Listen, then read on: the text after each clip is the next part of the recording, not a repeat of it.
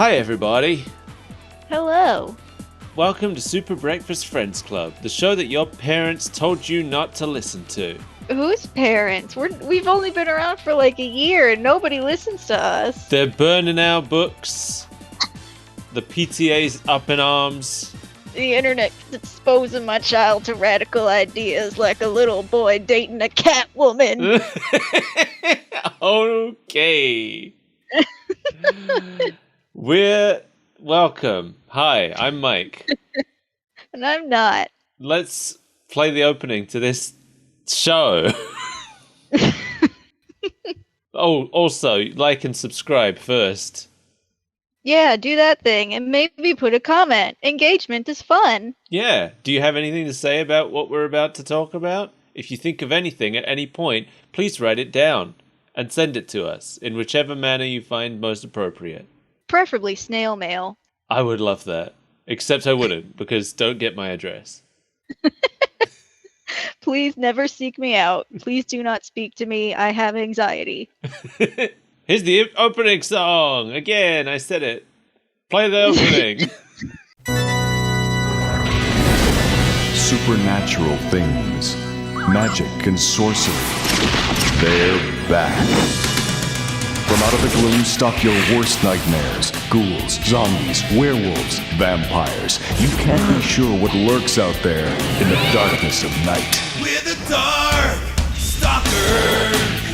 Chiron, intergalactic collector of planets, wants the Earth, and he's going to get it even if he has to wake the undead. He summons Dimitri, Lord of the Vampires, to launch a reign of terror, to release a plague of monsters and bring humans to their knees. But other night warriors are on the prowl. Monstrous, awesome contenders with bizarre fighting powers. Immortal creatures locked in battle to decide the fate of the world. It's enough to make your blood run cold. It's a stinker. Isn't it just? I mean, are we talking about the theme song or the show in general? Yes. If you can call it a theme song. The outro has some more oomph to it, Yeah. but it's just oomph in the wrong direction. Well, the outro is from the game. We talked about that last time. I don't remember what happened last time. Yeah, the credits theme comes from the PS1 port of the first game. That's right. I don't think it's from that originally, but it's used in that, and then it's used again for this. Even though it only plays in the Japanese version of the PS1 game. And this is a US only show. I don't know, I remember being confused about the whole situation. But we're back. Yeah. We're looking at DarkStalkers again. This episode is dedicated to our friend Danny, who for some reason wanted us to do DarkStalkers again. Thanks, Danny. I'm pretty sure it was Danny. He's been saying Danny for like months, so Okay. I'm gonna say probably. You know, Mel, I tried to find out when this episode first aired. No one knows? No one seems to know exactly. The show apparently ran on Saturdays from September 30th to December 30th. But that's 14 weeks, and there are only 13 episodes of this show. So if that's true, then there must have been at least 1 week that they skipped. Or there has to have been exactly 1 week that they skipped. I wonder which week. Yeah, I don't know. Maybe Thanksgiving weekend? That would be my best guess. They're here for Christmas, but Thanksgiving is a sacred holiday. Just, you know, there's a lot that happens on Thanksgiving weekend. I know Thanksgiving weekend, for some reason, is an important date for television. They got to make room for all the parades, for all the football. I guess that's what is on the television at Thanksgiving. I haven't had cable in many, many years. I've never had it. Or been in America. You were here once. I was there once, okay. But not for Thanksgiving. I was there for the summer. You came specifically to celebrate the American holiday of Thanksgiving. And I did it 6 months early. Wah, wah. That just shows how dedicated you are to overstuffing your face. Oh, I was dedicated to that. I can say that for sure. To this day, I still am. Anyway, I did some math, and my best How guess, a little bit. Listen, don't expect too much from me. You know how I I'm am not with math. asking. I just wanted a rough estimate. I'm not trying to math shame you. I tried to work out what the date would have been 1 week after the premiere of the show. Okay. So my best guess is that this aired October 7th, 1995. But do not take that as a fact. That's me guessing, based on the facts available to me. It works for me. This episode is called Donovan's Baine. Get it? I do. It's written by Christy Marks, who was known for her work on Gem and the Holograms, Teenage Mutant Ninja Turtles, G.I. Joe, Bucky O'Hare. She wrote for Reboot. She's also known for comics. She wrote a bunch for Conan, and she wrote some Red Sonja stories. And she created a comic called The Sisterhood of Steel, which seems to have only run for 8 issues.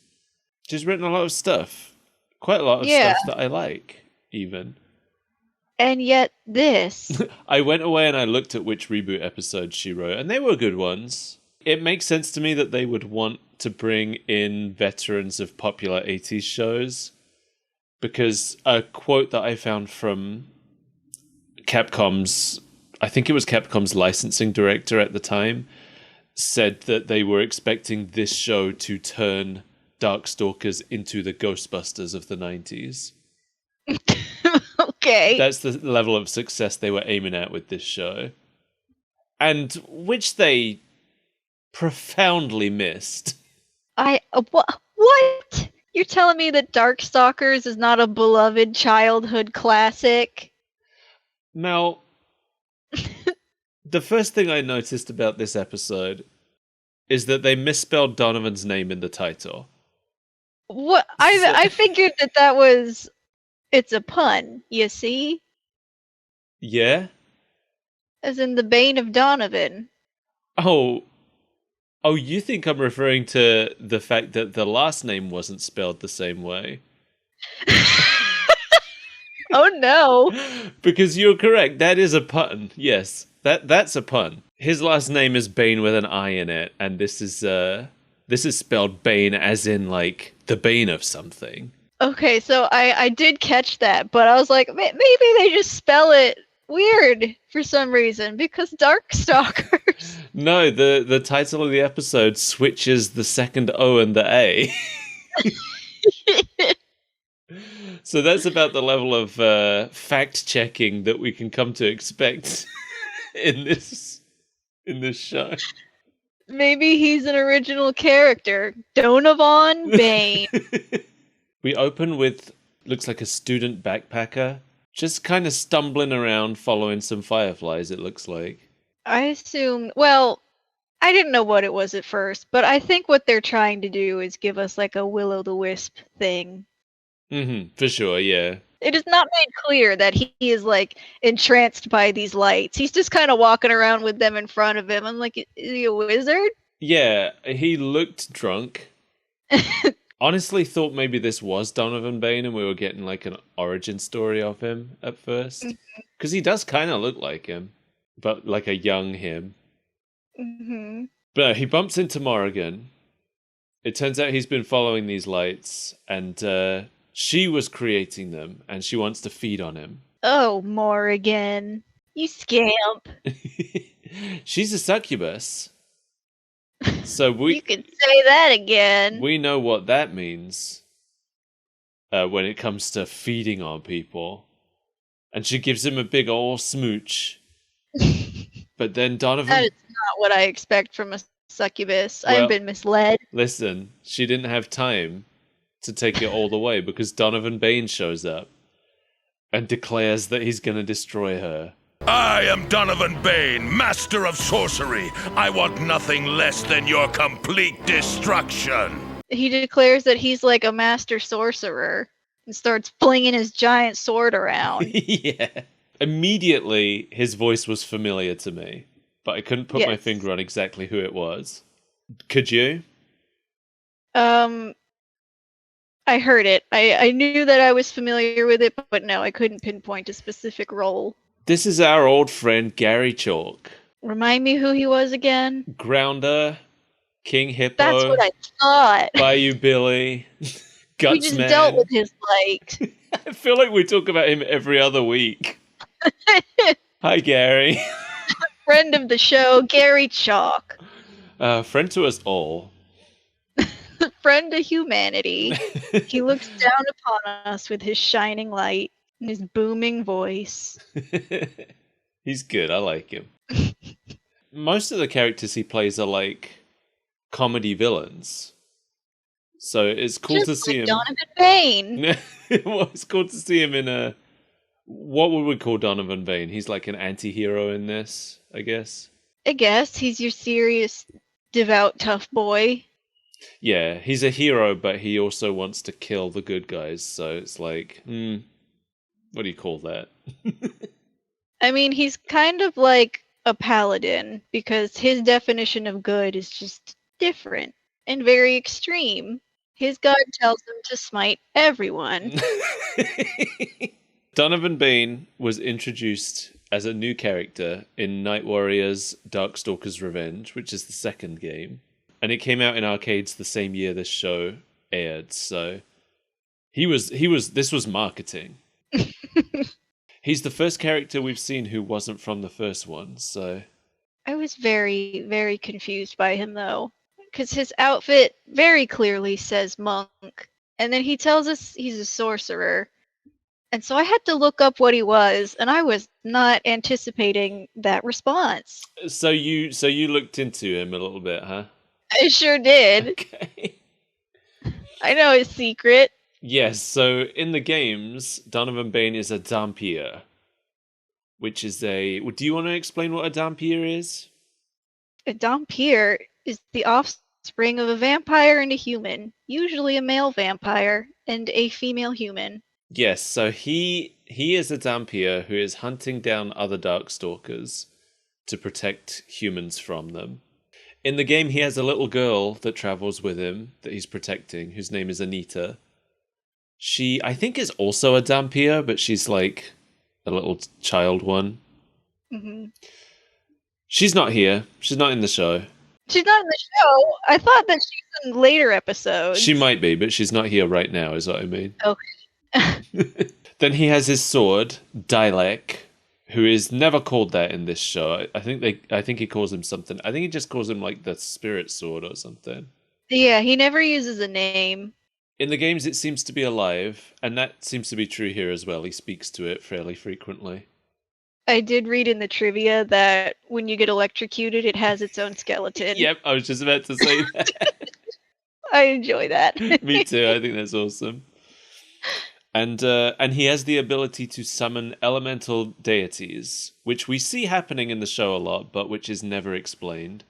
No, I was very confused. There's a point where they just expect us to have played the game, I guess. The game that only just came out. Yeah, because, during his fight with Morrigan right here, at one point he raises his sword, and then like a bearded fiery man raises up out of him and just shoots fire. I thought he was like becoming a Highlander because I just assumed that they were fighting in Scotland where Morrigan is from.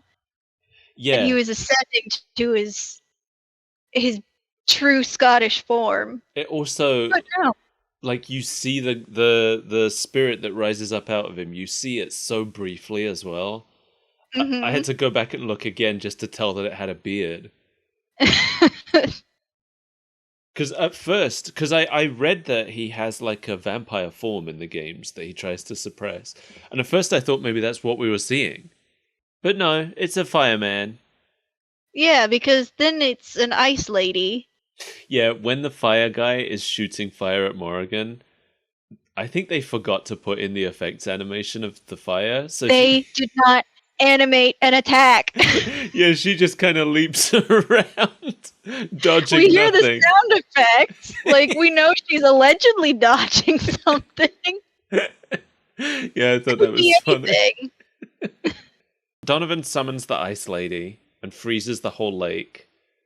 Oh my god, this part, it got me because there's no way to tell how deep into the foreground Morrigan is. So when she gets struck by ice, I just thought she was shrinking. Yeah, same. Yeah. There's a few size relation issues in this episode. Yes.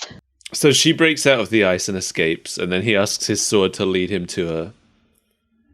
And yeah, so that's it. That's all happened. We've met Donovan. Let's head back to our friends Harry Grimori and Felicia. Ugh, must we? They're on a plane together for some reason. Yeah, well, we learn that they are flying to England because there is some kind of display that has Harry's family ring in it that'll teach him to magic good. Yes, they're heading for the British Museum because he saw on a CD-ROM. And that's a blast from the past. Yeah, apparently at home he has a CD-ROM that has just, I guess, a listing of everything that the British Museum has. Maybe it's like Encarta. Maybe he loaded up Encarta and looked at it. Maybe. But has Felicia just kidnapped him at this point? Is he just a small child that she's abducted? I guess so, yeah. She is dressed like the most conspicuous spy that I've ever seen. Love it. She looks like a Hollywood starlet that's going incognito. It's incredible. Yeah. Did you notice she just has regular human hands in this scene? I did not know. I mean, she's got like claw-like nails, but she just has skin-covered hands. Maybe it's like Charlie's uncle and she has fake hands on. I did think the same thing. There's a lot of weird hand stuff in this. We'll get to it. In the game, she has big cat paws, but I did pay attention to her hands more in this episode, and she does have human-like hands, but they're usually white. Yeah, they're like her forearm is completely covered in hair. Yeah. Maybe she's shaved. Once again, I know I said this when we looked at the last episode, but I am really struck by how Harry just looks like a scaled-down college student. I hate it. I hate it so much. When he opened his mouth and the voice of a small boy came out, it took me by surprise. Sounds like he's about 8 years old. I came across it totally by accident on a CD-ROM of all the ancient stuff on display at the British Museum. But looks like he's starting college. Like when you see him on his own with nobody else in the shot, it just looks like an adult. Yeah, it's just a college boy, a little college boy. I was so busy thinking about that I completely missed the plot setup, and I had to watch this scene again to figure out what they were doing. I was so busy reading the very obviously telegraphed jokes throughout the entire scene, all of the horrible cat jokes that they set up. Oh yeah, like how she orders milk from the cart. Uh-huh. She yawns and immediately says she needs to take a cat nap. But how else would you know, Mel? How else would we know that she is a cat person? Unless she told us in cat puns every 5 minutes. She's gone to such lengths to disguise herself as a human, but then she spends the whole time just straight up to the air hostess. Right. Just... She's in the aisles chasing a laser pointer around. She's like a famous person incognito who keeps dropping like titles of movies they've been in into the conversation. That's what she's doing. Basically, yeah. So yes, as we said, they're heading to England to look for a ring that Harry's ancestor had. Remember Harry's a wizard? Remember that part? He has wizard stuff. He can float. I remember that. I did find it really funny that Felicia apparently, like, just has a goldfish memory. Because when Harry mentions his grandfather, she's like, Elijah? He's the wizard I was looking for when I found you. it's like, did you completely, did you have no idea who this kid was or why he was here on a plane with you until he just reminded you of that?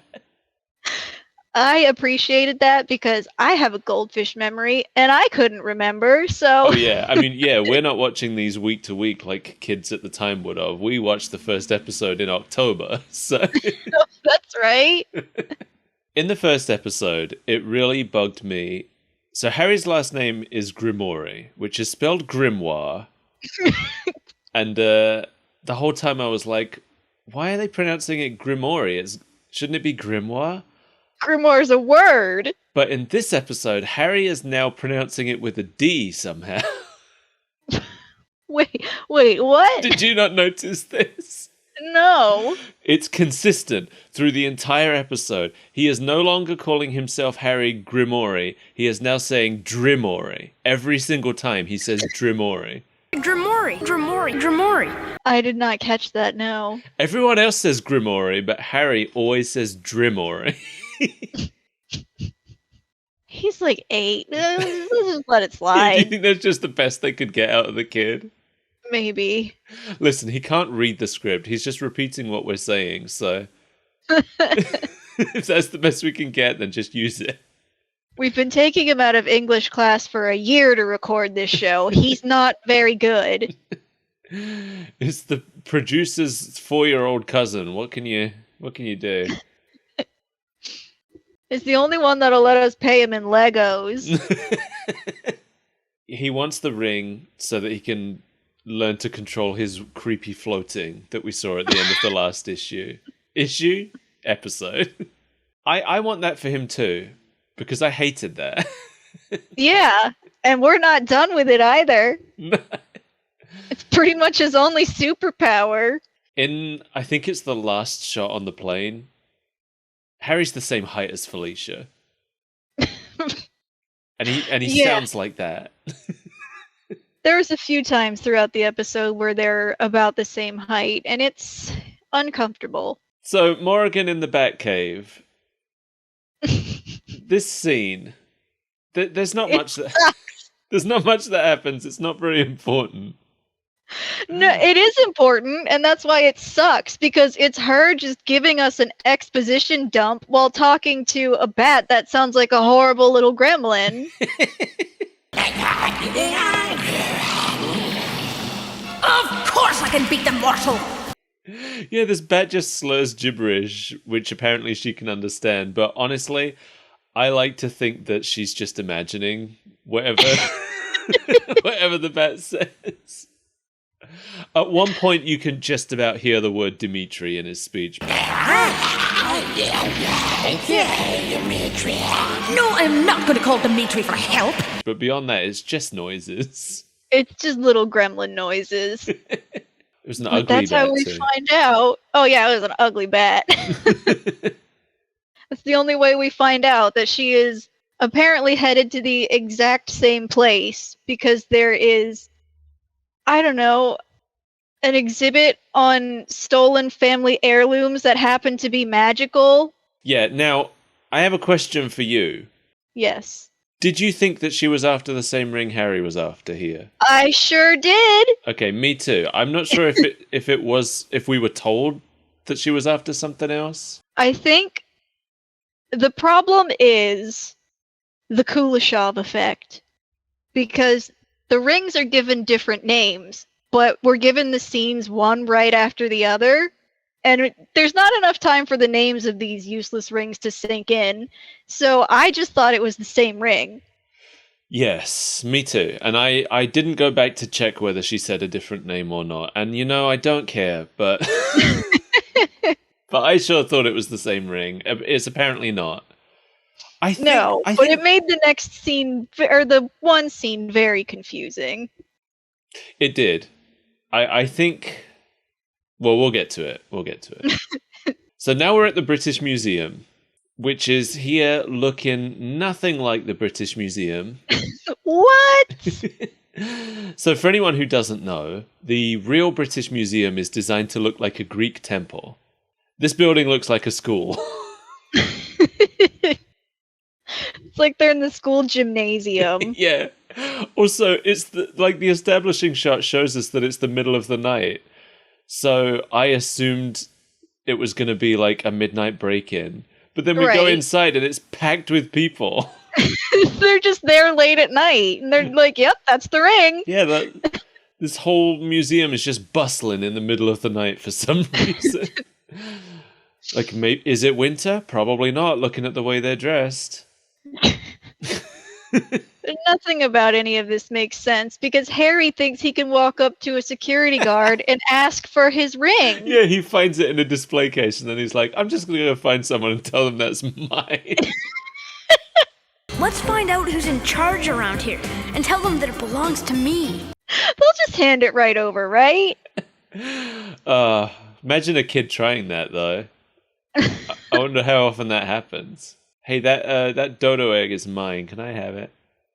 It was stolen from my family. I can't prove it, but my grandpappy's ghost told me so. Why, no, my parents are not here. They're in New York. I came here with a cat lady. Would you like to see me float? I can't do it on command. Can't do it when you're looking. But Felicia stops him, tells him it's a dumb idea. I wish she hadn't. They go to eat fish and chips while they wait for the museum to close. In like 10 minutes. Yeah, if that. Morrigan shows up. This was like... I don't know what to make of this scene. We see a train. The back carriage is a different color than all the other carriages. Then a trapdoor in the top opens and Morrigan flies out. And then that back carriage like detaches from the train and goes off on a different track. That's the stowaway cart. Now that she's done with it, she has to dispose of the evidence. Yeah, like, is that hers? I don't know. Is she controlling it? How did she attach it to this train without anyone noticing? I don't know. Like, I feel like to do that, she would have had to have done it while the train was in motion. But then if she could catch up to it in this carriage while the train's in motion, why does she need to attach it to a train? Morgan can fly. They apparently have access to some means of teleportation, but she thought to stow away on a train. Did she stow away even? I don't know. I don't. Nothing here is explained. It's just a thing that happens. Like, I wouldn't have even questioned it if we hadn't seen Morrigan again until they were inside the museum. I would have had less questions. Yeah, we would have just assumed she got there somehow because she's a supernatural creature. Yeah. But instead we get this weird train sequence. Anyway. Maybe that's her day job. And so she just hopped off. Her day job is... But what? Like, the carriage detaches itself and rides away. She's the conductor of one specific cart. And then she just sent it careening off into space. She's not good at her job. So time has passed. We can't tell because they used the exact same establishing shot of the British Museum. Right. It's been dark for approximately 14 hours. Felicia and Harry are breaking in. I don't know why Felicia is insisting that Harry comes. You mean this child that has no reliable access to magical powers and is just a liability? Yeah. But I guess it's because they're dating. Right? Didn't it have that vibe? There were a few parts in the episode where it was like, are they trying to set a romantic interest up here between this? There were a few parts, and then there was one part where they really tried to be like, no, it's not like that. But then they went right back to it. Was there a part where they went no? I don't remember that. Yeah, when Felicia stops being in kitty cat form and she sees Donovan for the first time. I'm so glad you're all right. You have the ring. Good work.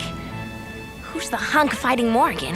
He upsets her by making a skin the cat reference, and then she makes some ridiculous cat noises. I guess there's more than one way to skin a cat. Just kidding, Felicia. She gets very upset by it.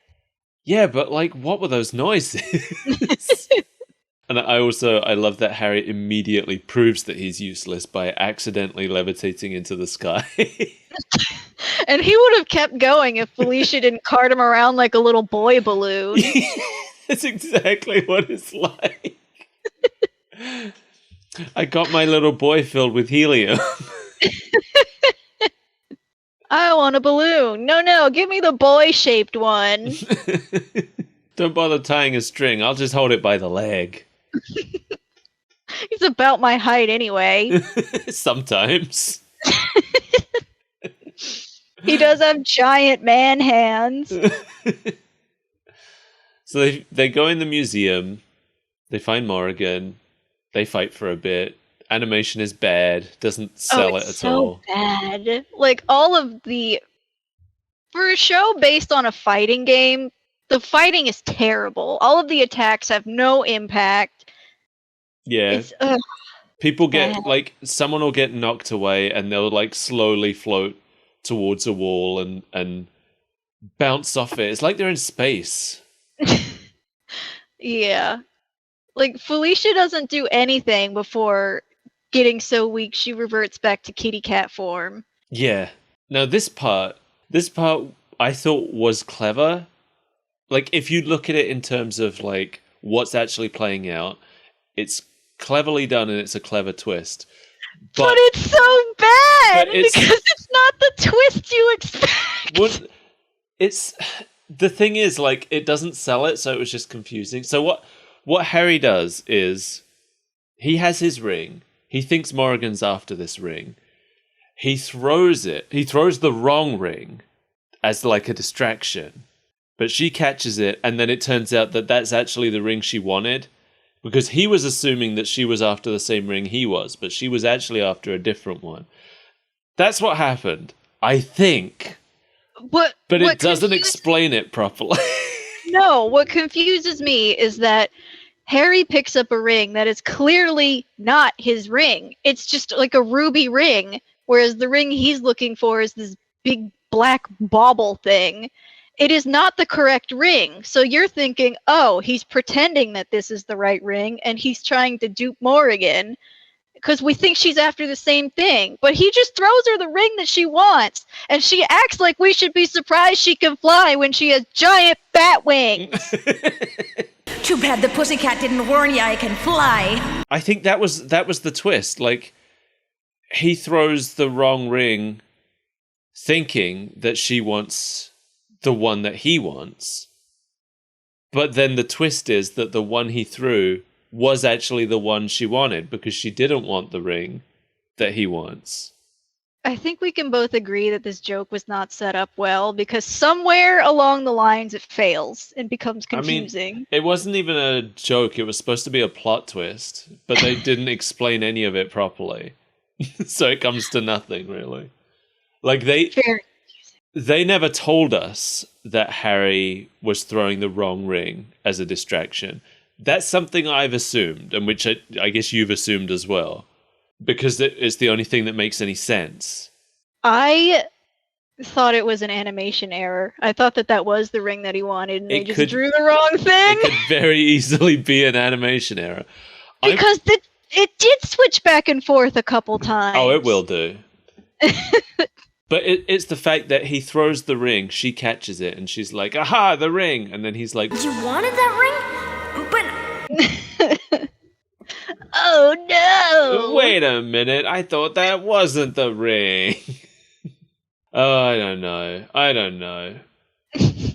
Anyway, now she wants his ring too. Anyway, which makes the whole thing a bit pointless. Yeah, but you know what? He's forgotten about the ring for a little while. He won't pick it up until it's plot relevant. Well, yeah, now he's gotta fight her, so he starts flying, the only thing he knows how to do. Just this slow, impotent flight in the wrong direction. Yeah, he just sort of drifts away. Oh my god. And when she launches an attack after him and it's going at the same glacial pace as him, but still gaining on him, I could not handle it. He's bigger than her in that scene. Yeah, it happens. Okay, we get that ad break. It cuts off right when she fires a magical beam at him. So that we have to be in suspense during the commercials as to whether or not he lives or dies. It's the world's slowest tickle beam. But then we come back, and unfortunately, Donovan shows up and saves him. Wah wah. But Morrigan escapes with his cat. She teleports away.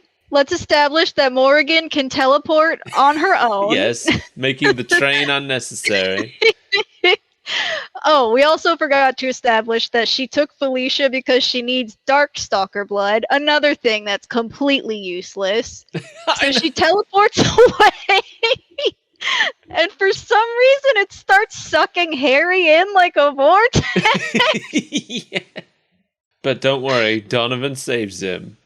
And Donovan explains to Harry what a succubus is, but leaves out some important details. I don't know, Donovan. Sounds kind of hot.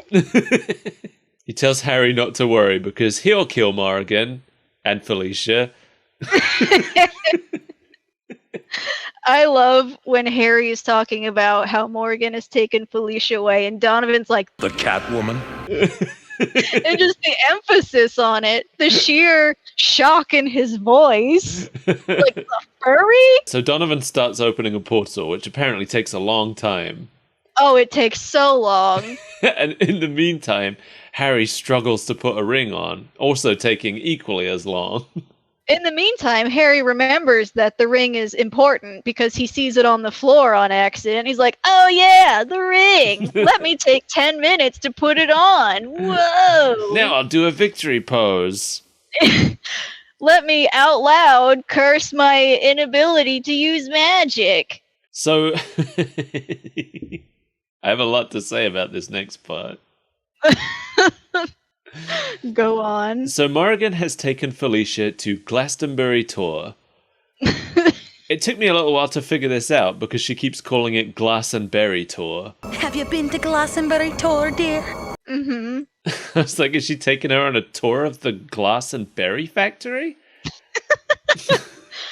This is where the berries go into the glass. So no, Glastonbury Tor is a real place. It doesn't look much like this, but it looks closer than the British Museum did. Okay. The stuff she says about its connection to King Arthur and it being a very spiritual place in England is real. Watching this, I was like, you know what would be great if this ended up being a historical education show and it was just full of monsters. That would be interesting. So, some say that Glastonbury Tor overlooked the island of Avalon, which was ruled by Morgan Le Fay, and which was where the mortally wounded King Arthur was taken and never seen again at the end of his stories. Some people say that a hidden cave beneath the hill contains a portal to the fairy realm of Anwin, and that the Cauldron of Rebirth is down there. Others say that the Holy Grail is hidden there. The tower on top of the hill is all that remains of the Church of St. Michael. So Morrigan destroys it. Immediately. She just gets there and tears the whole thing down. Yep, now nothing remains of the Church of St. Michael. And she did it just to get at, like, a little sacrificial altar that was apparently there. Yeah, like, girl, you could have opened the door. And, like, Stonehenge appears there for some reason. It's just You know, the mobile landmark Stonehenge. if you knock down... Do you think just the rubble of the church just happened to land in a perfectly formed Stonehenge? Probably, yeah. So Morrigan's getting ready to sacrifice Felicia to power up her ring by putting her blood on it, I guess. But Donovan and Harry show up, and Donovan starts attacking everyone indiscriminately. Felicia gets better all of a sudden, and so he attacks her. Yeah, she's a cat woman again now, no longer a cat. But then Morrigan, I guess, gets like a little cut on her hand, and she's like, "Oh, okay, I can just use this." No. No. Morrigan realizes that she is a Darkstalker, and therefore has Darkstalker blood, opening up a wound in her own finger and using it to power herself up. I thought that she just happened to get wounded and had some blood. So then she was like, "Oh, I can use my blood, I guess." I thought she intentionally bit her finger to create blood and then pressed the ring into it. Well, let us know in the comments which one of us is right. We're both stupid, regardless. Yeah, neither option is particular. Like, it's one of those things where it's like, okay, so you were going to completely kill this cat, even though a little bit of blood would have done. I mean, I guess she won. No, wait, she didn't want to kill her anyway. She'd been explicitly told not to, now that I think about it. Because she says that in exposition while she's getting ready to kill the cat. She's like, well, Dimitri told me not to, but I really need your blood to power up my ring, so I'm going to do it anyway. I forgot about that. All right, so it was like, there were a lot of holes in this plot. Yeah, like Swiss cheese. Well, now that her ring is powered up, she summons Morgan Le Fay to ask for powers. Morgan doesn't give a shit. She just wants to know how her ex is doing. I call upon you to help me destroy my enemies. Where is my greatest foe? Where is Merlin? She's like, where's Merlin? Oh, who are you? What's he up to these days? I hope he's not dead so I can kill him myself. Is he seeing anyone? What's his address? I have some grievances. Morgan Le Fay is played by Saffron Henderson, who also is playing Morrigan. Yeah, it's pretty much the same voice, but a little deeper. As far as I can tell, Morrigan has no connection to Morgan Le Fay in the games. We're explicitly told here that Morrigan is Morgan Le Fay's descendant, which I thought was a bit weird because Morgan Le Fay was a witch, not a succubus.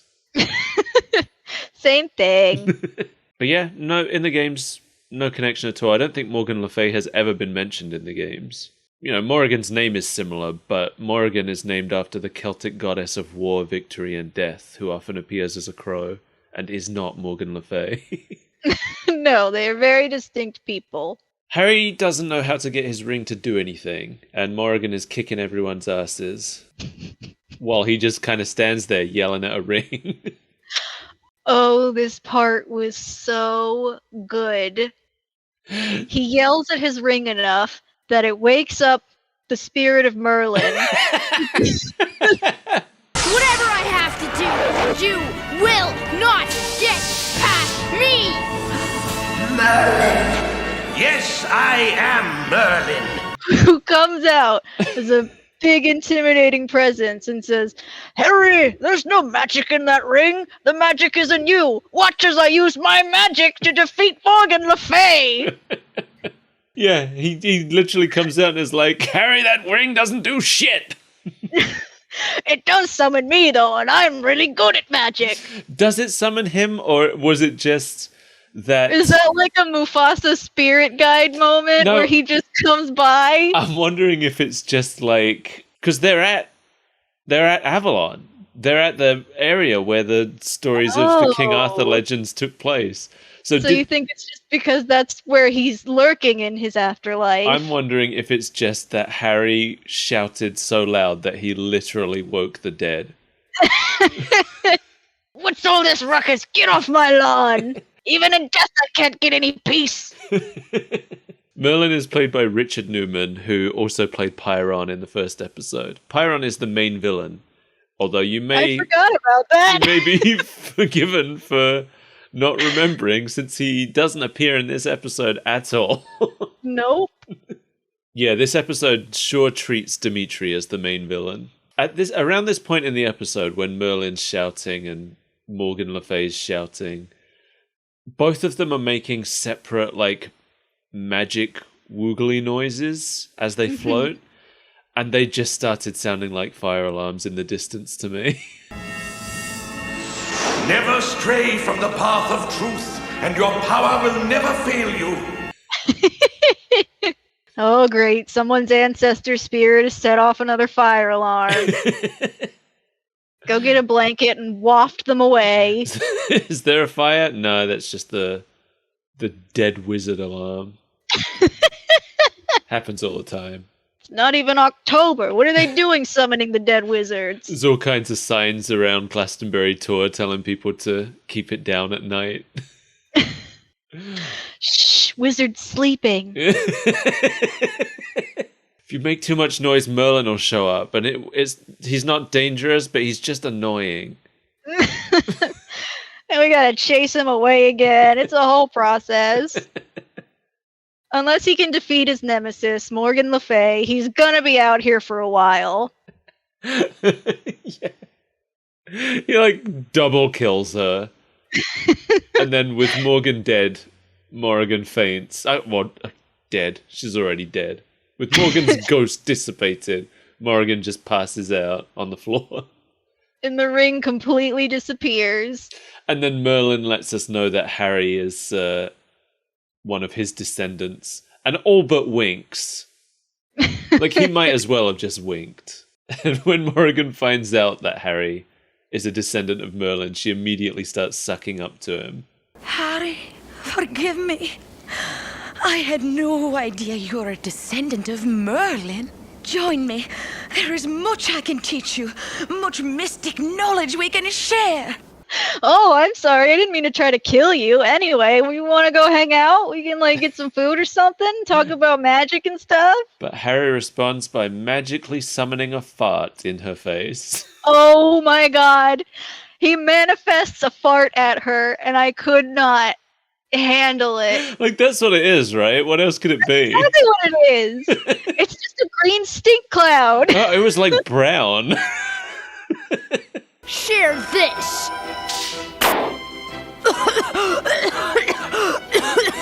Hey, cool. It doesn't seem to affect her in any way other than it smells bad. Yeah. So the spirit of Merlin has awakened to banish Morgan Le Fay, which unlocks Harry's most powerful magic, a fart cloud.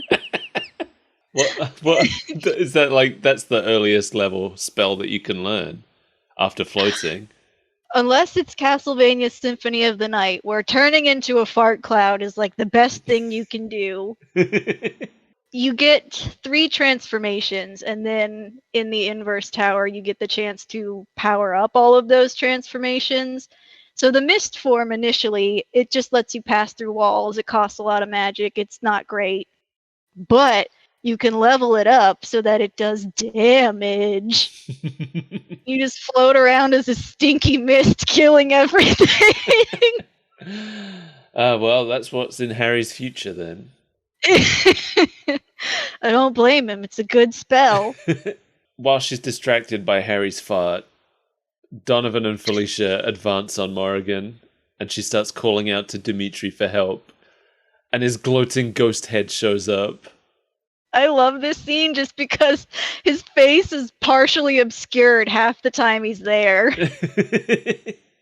He just pops up behind Morrigan's wing. They didn't think to move her or him. You just see this hair screaming at her. This is his first appearance in this episode. We're right at the end, and this is the first time Dimitri showed his face.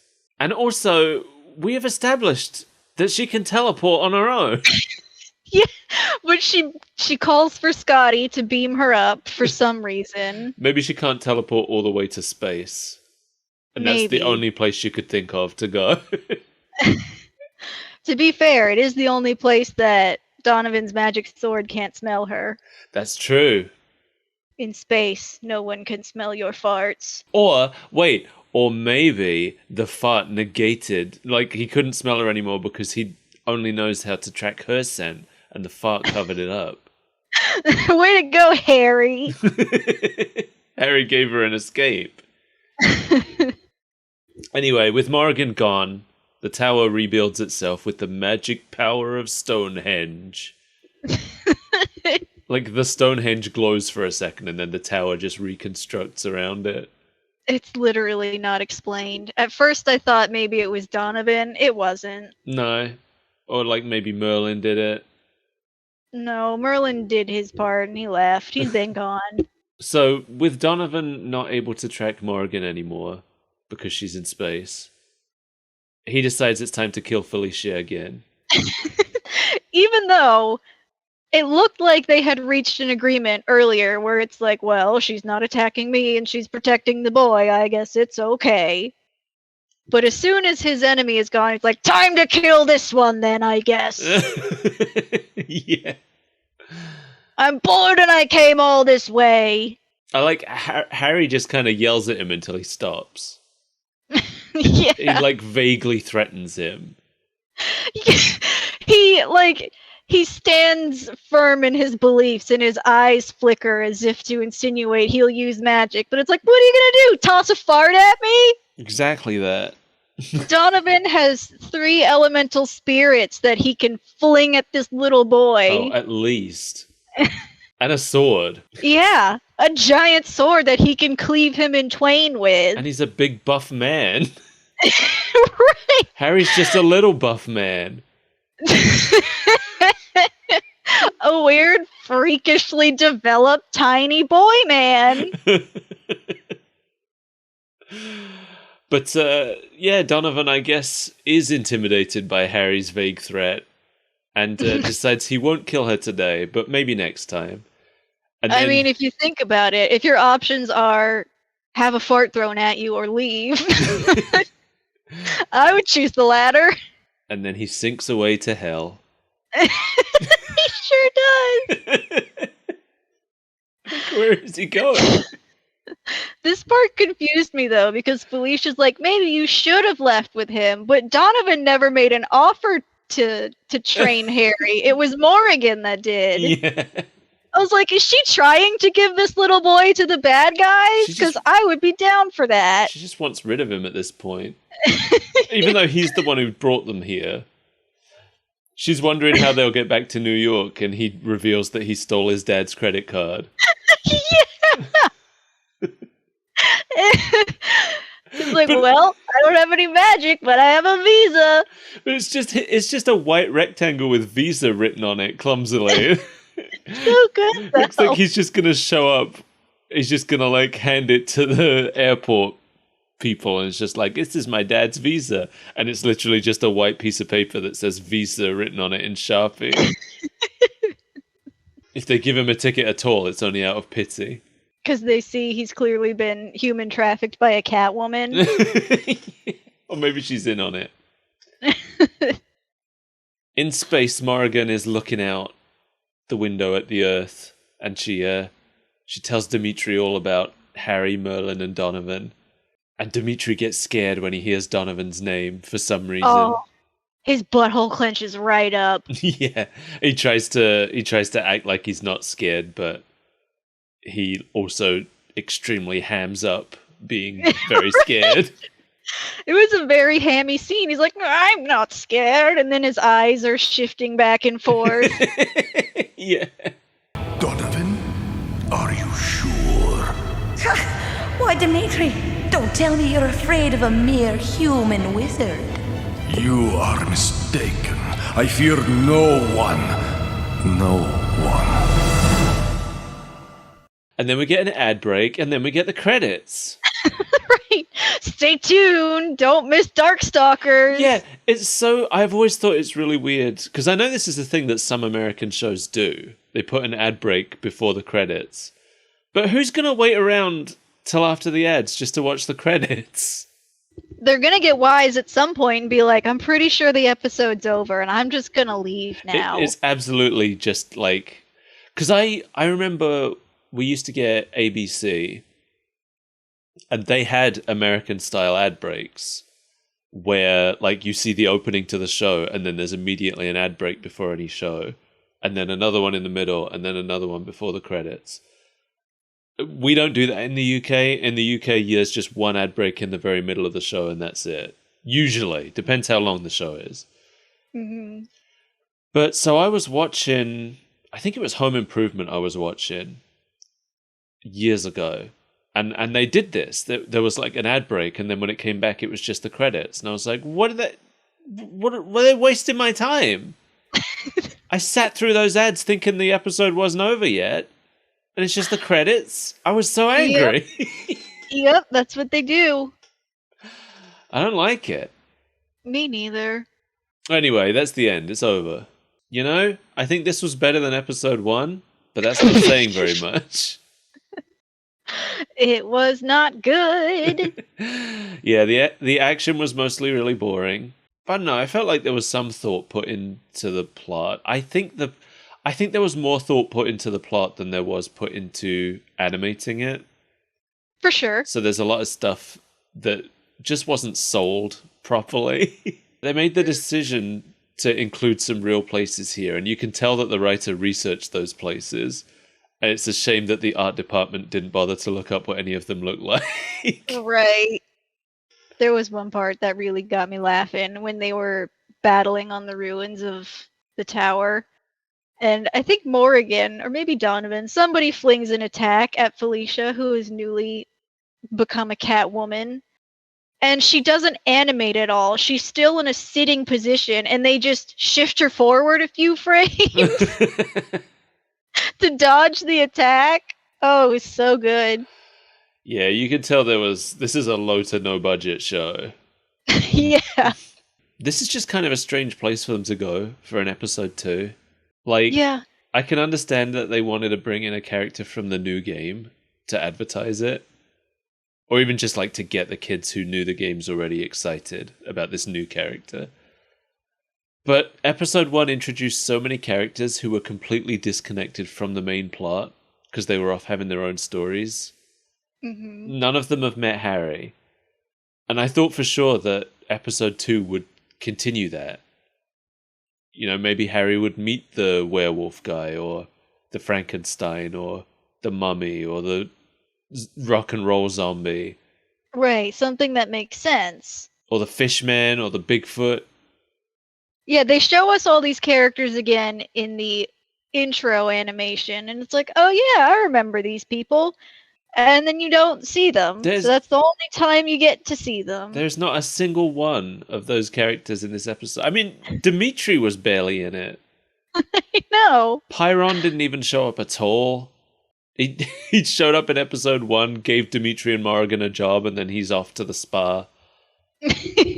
Probably. It's like, oh, I've got my henchmen's on it. There's no way that my plan could fail. I'm going to play golf. Just weird. Just weird. I would have liked to see... I mean, we're going to come back to this show because I want to see more of these characters. We still haven't seen... What's his name? John Talbane, I think his name is. The werewolf guy. He hasn't even had a line. Oh, yeah. It's not a good show, but you know what? I had a lot of fun. It's like watching a bad X-Men episode. That's true. It was. It was very much like a bad X-Men episode, actually. Every time I watch this show, it makes me feel like consuming X-Men stuff. Was this around... This was probably around the same time. Probably. I don't think it's a coincidence that they're so stylistically similar. No, me neither. It's crazy to me that all of that stuff was still happening after the Batman animated series, because you'd think they'd all want to be emulating that. And that had, really stylized designs. Because the people making the Batman show knew. They were like, if we just animate them like real people, it's going to be really hard to do. It's going to take forever and it's going to look bad. So just give them a big square for a chin and be done with it. Then we can animate it easy and it'll still look good. And nobody else followed that idea. We still wanted it to be gritty, realistic, 90s action, skateboard cool man. Yeah, guess so. We weren't ready for that change. Mel, I've enjoyed this look at this show with you. I whine and complain the whole time, but it was a fun time. We should do it again sometime. Maybe we will. Well, thanks for joining us, everybody. We have seen all of the Darkstalkers that exist in this mortal realm for today. For today, there's plenty of them. There's plenty more, but not today. Today it's just these 4. Possibly 5? Does Harry count? Is he a Darkstalker? No, Okay. Harry's not real. I don't like Harry. If you'd like to support this show and help us buy new microphones, please consider going to patreon.com/superbreakfastfriendsclub or coffee.com/superbreakfastfriendsclub and kicking some money in our faces like a schoolyard bully, but with money. And love. And love. You can find us on Twitter at sbreakfastfc, where I tweet things on a semi-frequent basis. I'm Skull Pirate Mike, and you can find me on Twitch and stuff. You can find me deep within your nightmares. Close your eyes and think horrible thoughts, and I'll be in there watching Darkstalkers. They say if you watch 3 episodes of Darkstalkers in one night, Mel will come to you. And say my name while looking in the Darkstalkers screen. Yeah, that's what you'll do, and then you'll leave. Maybe I'll be like a Skinamarink and I'll just replay the same episode of Darkstalkers for you ad nauseum while you're trapped in a pocket dimension. Bye!